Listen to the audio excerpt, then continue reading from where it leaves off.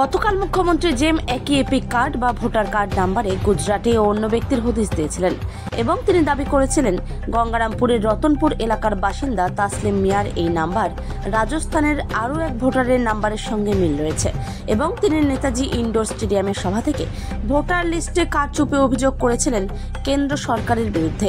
গঙ্গারামপুর ব্লকের নন্দনপুর গ্রাম পঞ্চায়েতের রতনপুর লাগোল গ্রামে গিয়ে দেখা গেল তাসলিমের বাবা মা সহ অন্যান্য আত্মীয়রা চিন্তিত। তার কারণ খোদ মুখ্যমন্ত্রী তার নাম নিয়ে যে কথা বলেছেন তা নিয়ে তারা যথেষ্ট চিন্তায় রয়েছেন। তাসলিমের জন্ম গঙ্গারামপুরে, সে মালদার রেজিস্ট্রি অফিসে কর্মরত।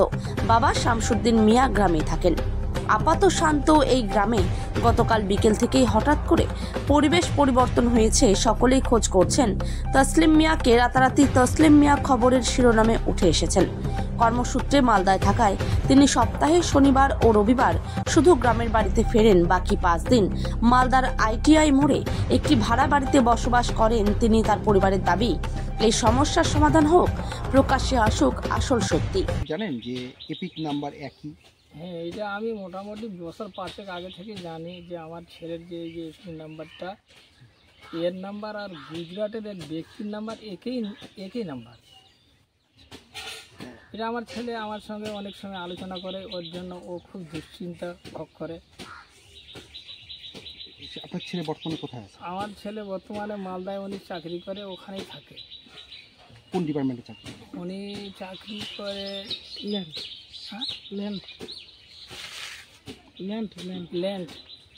ডিপার্টমেন্টে। তো আপনার ছেলের জন্ম কি এখানে? হ্যাঁ, এখানে। তো এই যে সমস্যাটা হয়েছে, এই সমস্যাটা নিয়ে বিষয়টি কি অন্য কোথাও কি জানিয়েছেন আপনারা কোথাও? আমি জানাইনি, তবে আমার ছেলে নিশ্চয়ই হয়তো জানাইছে, যেহেতু উনি একদম চাকরি করে এবং এই নাম্বার আরেক নাম্বার, এক ব্যক্তির নাম্বার একই নাম্বার, এর জন্য ও প্রায় অনেক দিন ধরে দুশ্চিন্তা ভোগ করছে এবং কি ও হয়তো আমার ছেলে নিশ্চয়ই জানিয়েছে। এটা আমি কয়েকদিন আগে থেকে জানতে পারছি যে আমাকে অনেক লোক জিজ্ঞাসা করে আমার ছেলের নাম দিয়ে এই মোবাইলে কিংবা টিভিতে যে খবর হয়, তো এই বিষয়টা আমার কাছে অনেক লোক জিজ্ঞাসাবাদ করে যে বিষয়টা কি। আমি বললাম যে দেখো, ওনার এই যে এই আইডেন্টি কার্ডের নাম্বারটায় এর নাম্বার আর গুজরাটের এক ব্যক্তির নাম্বার একই নাম্বার। কতটা দুশ্চিন্তার মধ্যে আছেন আপনি? ভীষণ দুশ্চিন্তার মধ্যেই থাকার কথা, এটা ভীষণ। কি নাম আপনার? আমার যে ছেলের এপিক নাম্বার, ভোটার যে এপিক নাম্বার, সে নাম্বারের সঙ্গে ওই গুজরাটের কেউ একজন একই এপিক নাম্বার, এটা কি হওয়া সম্ভব? সম্ভব নয়। সম্ভব না? একই নাম্বার সম্ভব নয়। তাহলে আপনার এপিক ছেলের জন্ম কি এখানে? এখানে জন্ম। তাহলে একই এপিক নাম্বার হওয়া কি কিভাবে সম্ভব? এটা কি মনে করছেন আপনি? আমরা ভালো মনে করছি না তো। এটা সমস্যা আছেন আপনার? এটা সমস্যা লাগছে, আমাদের চিন্তা লাগছে, দুশ্চিন্তার মধ্যে আছেন? হ্যাঁ, দুশ্চিন্তা লাগছে আমাদেরকে। এটা বিষয়টি কি কাউকে বলেছেন? জানে তো, অনেকে পাড়াপড়শি জানে। আচ্ছা, ইয়ের সঙ্গে কথা হয়েছে আপনার ছেলের সঙ্গে কথা হয়েছে বিষয় নিয়ে? হ্যাঁ, এই বিষয় নিয়ে কথা হয়েছে। ছেলে কি বলছে? ছেলে বলছে ঠিকই আছে, আমরা জানাইছি, এগুলো হচ্ছে না তো আমরা জানাইছি এখন উপরে। আপনার ছেলে কোথায় থাকে? মালদায় থাকে। ওখানে কি করে? ওই যে গ্রুপ দিয়ে চাকরি করে, আর এই রেজিস্ট্রি অফিসে। রেজিস্ট্রি অফিসে। আচ্ছা, আপনার নাম? আমার নাম মজবুরা বিবি। কে হন আপনি? আমি তার মা হই। মজবুরা বিবি? হ্যাঁ, মজবুরা বিবি। প্রতিবেশী হয়, স্নেহার দাদা হয়। ওনার কি জন্ম কি এখানে? হ্যাঁ।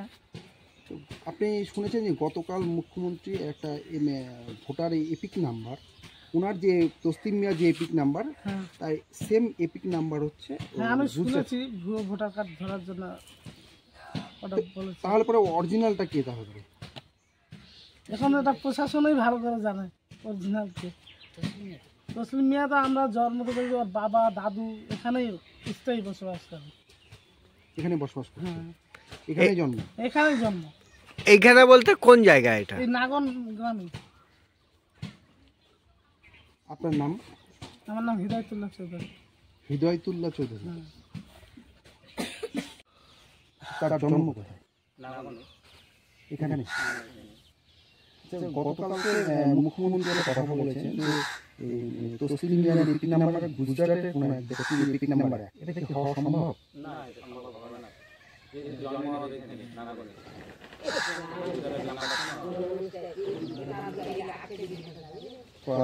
আপনি ছোটবেলা থেকে দেখেছেন ওনাকে? কতটা আতঙ্কের মধ্যে আছেন আপনি?